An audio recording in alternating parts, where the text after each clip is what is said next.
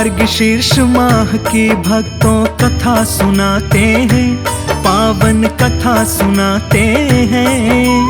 उत्पन्ना एकादशी की महिमा गाते हैं, हम कथा सुनाते हैं। इस दिन जो विष्णु भगवान का ध्यान लगाते हैं, उत्तम फल वो पाते हैं।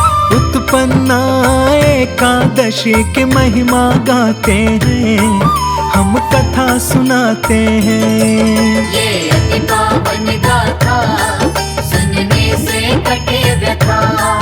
ये अति पावन गाथा सुनने से कटे व्यथा।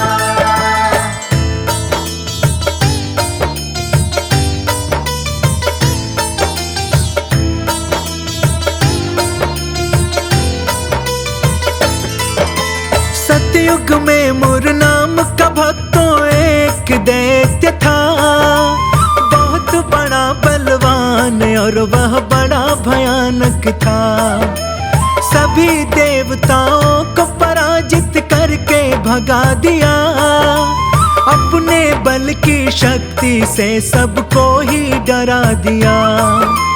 तब जा कर के इंद्र सहित सभी देवताओं ने भयभीत हो करके बोले भगवान शिव जी से, हे कैलाशपति शिव शंभु शरण में आए हैं। मुर्दानव के डर से देवता गण सब भाग रहे हैं। तब भगवान शिव शंकर उपाय बताते हैं, पावन कथा सुनाते हैं। उत्पन्ना एकादशी की महिमा गाते हैं, हम कथा सुनाते हैं। ये अति पावन गाथा सुनने से कटे व्यथा। ये अति पावन गाथा सुनने से कटे व्यथा।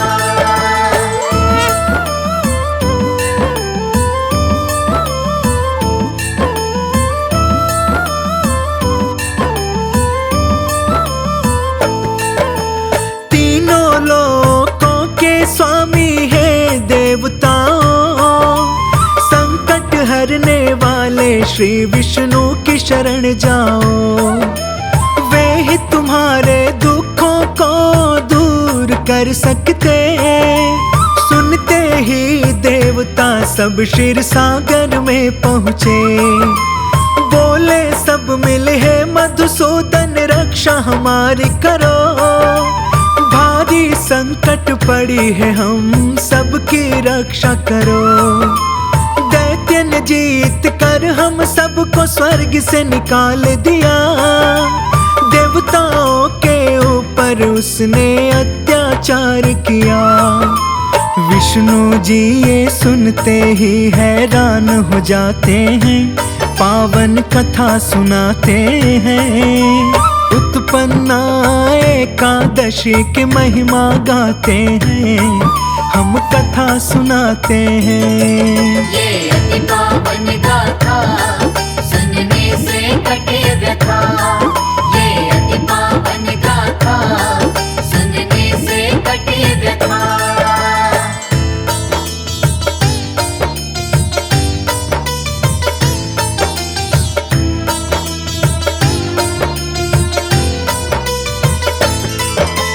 विष्णु जी बोले मायावी दानव है ये कौन, सभी देवताओं को जीतने वाला है ये कौन।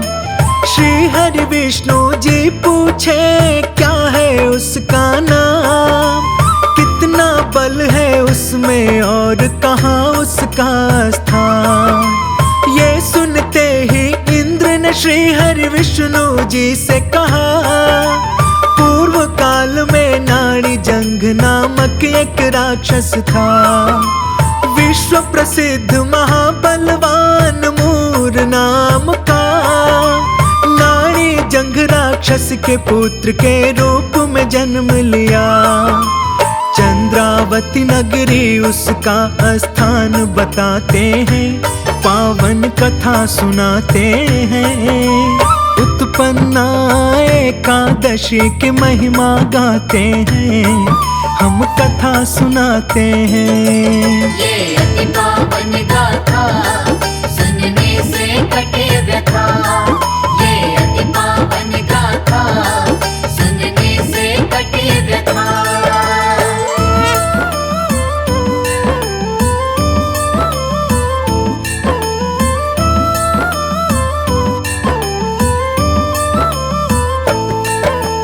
उसी ने सभी देवताओं को स्वर्ग से निकाल कर जमा लिया अपना अधिकार उसने वहां पर। बनकर सूर्य स्वयं ही वो प्रकाश करता है, स्वयं ही मेघ बन बैठा और सबसे अजेय है। उसे मार कर देवताओं को अजय बनाइए, हे प्रभु इस संकट से हम सबको बचाइए। वचन ये सुनकर भगवान ने देवताओं से कहा, शीघ्र ही उसको संहार करने का वचन दिया। तुम चंद्रावती नगरी जाओ, हुक्म सुनाते हैं, पावन कथा सुनाते हैं। उत्पन्ना एकादशी की महिमा गाते हैं, हम कथा सुनाते हैं। ये अति पावन गाथा सुनने से कटे व्यथा। ये अति पावन गाथा सुनने से कटे व्यथा।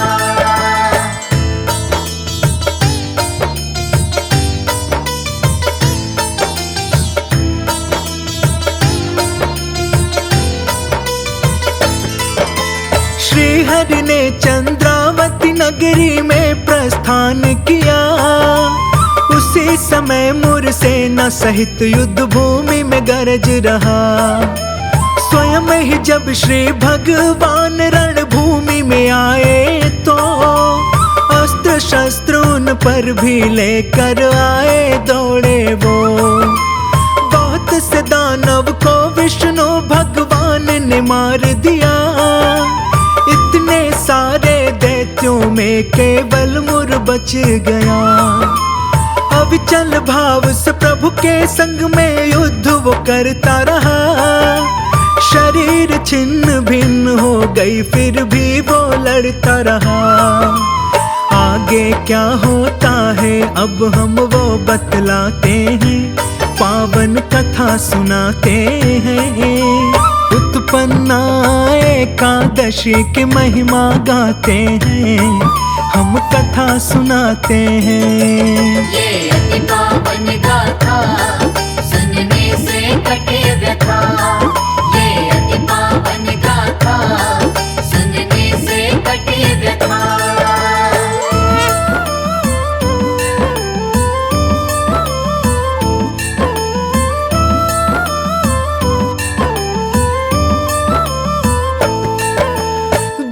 हजार वर्ष तलक युद्ध उनका चलता रहा।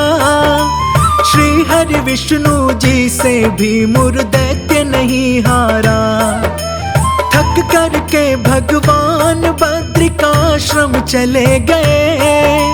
हेमवती नामक गुफा में आराम करने लगे। 12 योजन लंबी थी और एक ही उसका द्वार। योग निद्रा की गोद में सो गए भगवान। मुर भी पीछा करते करते वहां तक पहुंच गया। फिर भगवान को मारने के लिए तैयार हुआ।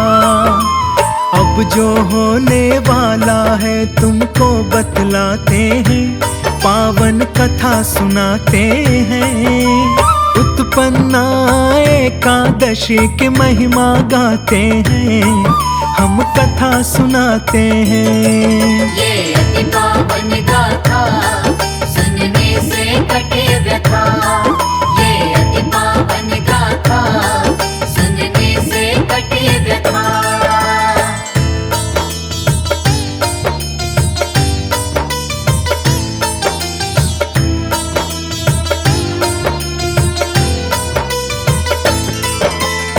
भी भगवान के अंदर कांति में रूप वाली, उनके शरीर से भक्तों एक देवी प्रकट हुई।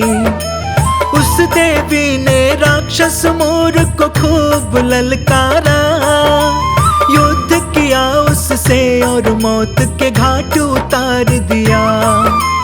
योग निद्रा की गोद से जब भगवान उठे, तब ये सारी बात जानकर खुश वो बहुत हुए।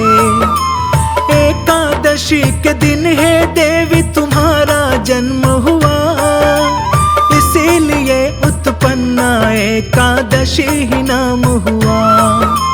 आपके भक्त वही होंगे जो मुझे अपनाते हैं, पावन कथा सुनाते हैं। उत्पन्ना एकादशी की महिमा गाते हैं, हम कथा सुनाते हैं। ये अति पावन गाथा सुनने से कटे व्यथा। ये अति पावन गाथा सुनने से कटे व्यथा।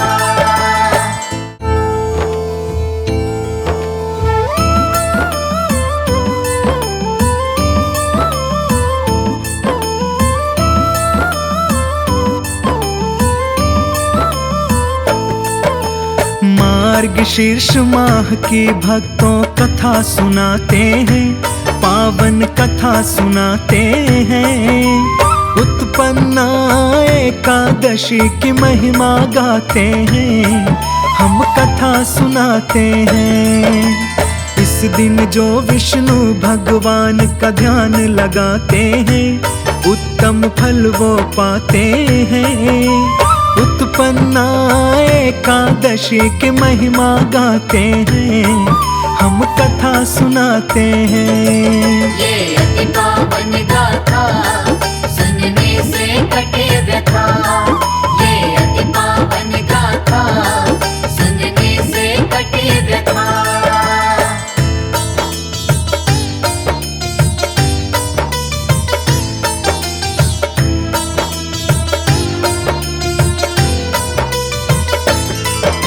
सतयुग में मुर नाम का भक्तों एक दैत्य था, बहुत बड़ा बलवान और वह बड़ा भयानक था। सभी देवताओं को पराजित करके भगा दिया, अपने बल की शक्ति से सबको ही डरा दिया। तब जा कर के इंद्र सहित सभी देवताओं ने भयभीत हो करके बोले भगवान शिव जी से, हे कैलाशपति शिव शंभु शरण में आए हैं। मुर्दानव के डर से देवता गण सब भाग रहे हैं। तब भगवान शिव शंकर उपाय बताते हैं, पावन कथा सुनाते हैं। उत्पन्ना एकादशी की महिमा गाते हैं, हम कथा सुनाते हैं। ये अति पावन गाथा सुनने से कटे व्यथा। ये अति पावन गाथा सुनने से कटे व्यथा।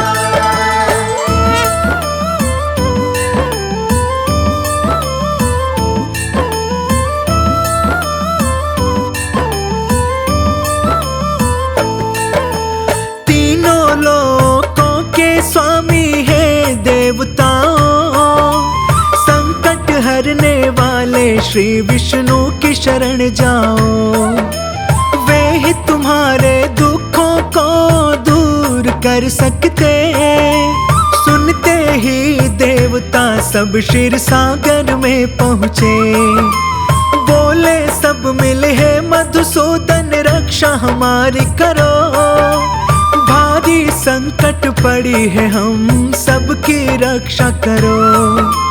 दैत्य ने जीत कर हम सबको स्वर्ग से निकाल दिया। देवताओं के ऊपर उसने अत्याचार किया। विष्णु जी ये सुनते ही हैरान हो जाते हैं, पावन कथा सुनाते हैं। उत्पन्ना एकादशी की महिमा गाते हैं, हम कथा सुनाते हैं। ये अति पावन गाथा सुनने से कटे व्यथा। ये अति पावन गाथा सुनने से कटे व्यथा।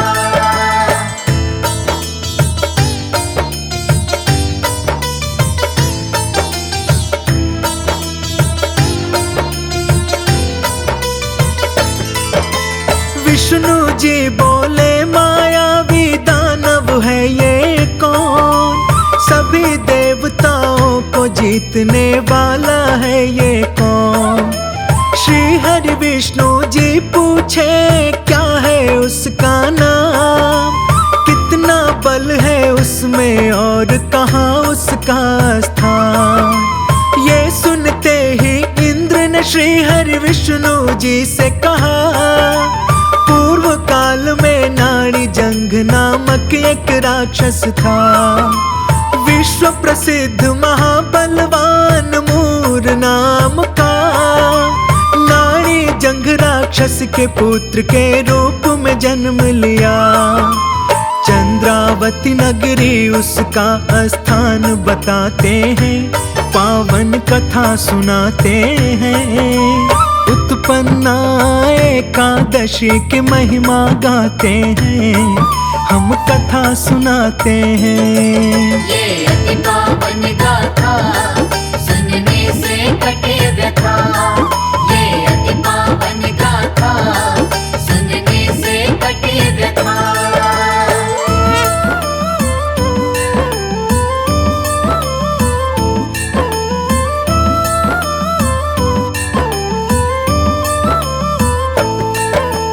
उसी ने सभी देवताओं को स्वर्ग से निकाल कर जमा लिया अपना अधिकार उसने वहां पर।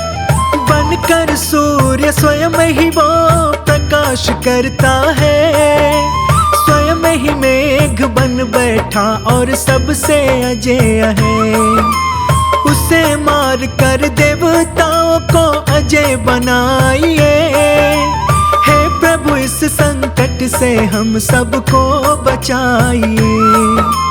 वचन ये सुनकर भगवान ने देवताओं से कहा, शीघ्र ही उसको संहार करने का वचन दिया।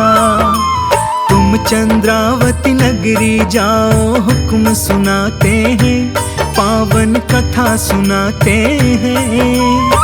उत्पन्ना एकादशी की महिमा गाते हैं, हम कथा सुनाते हैं। ये अति पावन गाथा सुनने से कटे व्यथा। ये अति पावन गाथा सुनने से कटे व्यथा।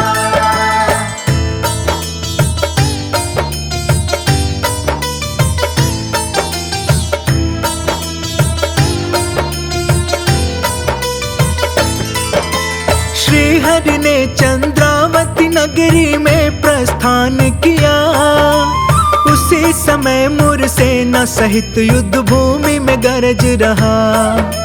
स्वयं ही जब श्री भगवान रणभूमि में आए तो अस्त्र शस्त्र उन पर भी लेकर आए दौड़े वो। बहुत से दानव को विष्णु भगवान ने मार दिया, इतने सारे दैत्यों में केवल मुर बच गया। अविचल भाव से प्रभु के संग में युद्ध वो करता रहा, शरीर छिन्न भिन्न हो गई फिर भी वो लड़ता रहा। आगे क्या होता है अब हम वो बतलाते हैं, पावन कथा सुनाते हैं। उत्पन्ना एकादशी की महिमा गाते हैं, हम कथा सुनाते हैं। ये अति पावन गाथा सुनने से कटे व्यथा। ये अति पावन गाथा सुनने से कटे व्यथा।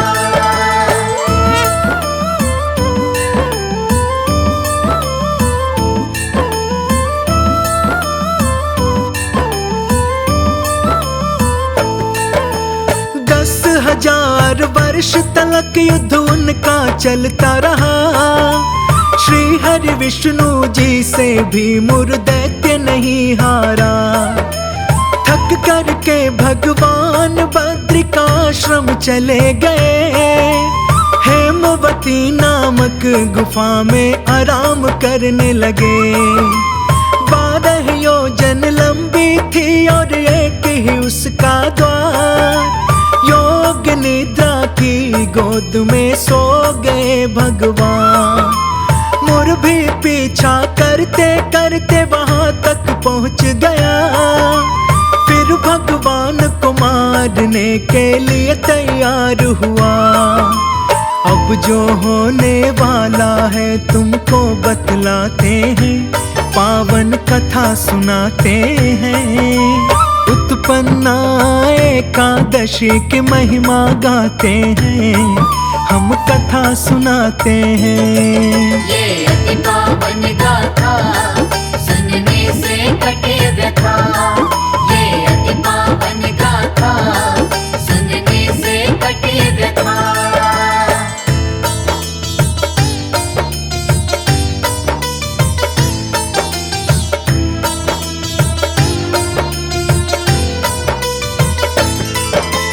तभी भगवान के अंदर कांति में रूप वाली, उनके शरीर से भक्तों एक देवी प्रकट हुई।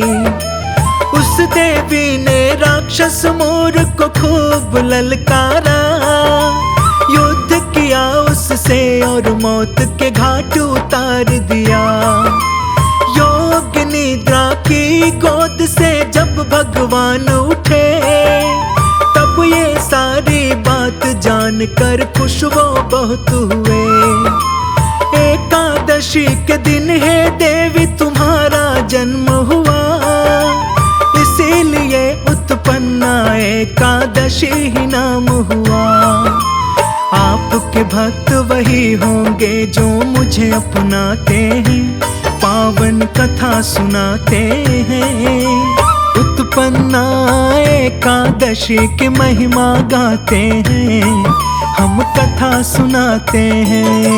ये अति पावन गाथा सुनने से कटे व्यथा।